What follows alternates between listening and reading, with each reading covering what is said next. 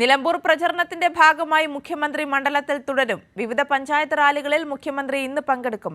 വഴിക്കടവ, എടക്കര പഞ്ചായത്ത് റാലികളിൽ മുഖ്യമന്ത്രി ഉദ്ഘാടനം ചെയ്യും. ഇന്ന് വൈകുന്നേരം 4 മണിക്ക് വഴിക്കടവിലാണ് മുഖ്യമന്ത്രിയുടെ ആദ്യ പരിപാടി. 5 മണിക്ക് എടക്കരയിൽ നടക്കുന്ന റാലിയും മുഖ്യമന്ത്രി ഉദ്ഘാടനം ചെയ്യും. മന്ത്രിമാരും LDF നേതാക്കളും ഇരു പരിപാടികളിലും പങ്കെടുക്കും. CPIM സംസ്ഥാന secretary MV Govindan master, polit bureau അംഗം A വിജയരാഘവൻ എന്നിവർ വിവിധ പരിപാടികളിൽ പങ്കെടുക്കും. മന്ത്രിമാരായ KN Balagopal, MB Rajesh, P Rajeev, V Abdurahman, OR Kelu, K Rajan എന്നിങ്ങനെ വിവിധ മന്ത്രിമാർ മണ്ഡലത്തിലെ വിവിധ പരിപാടികളിൽ പങ്കെടുക്കും.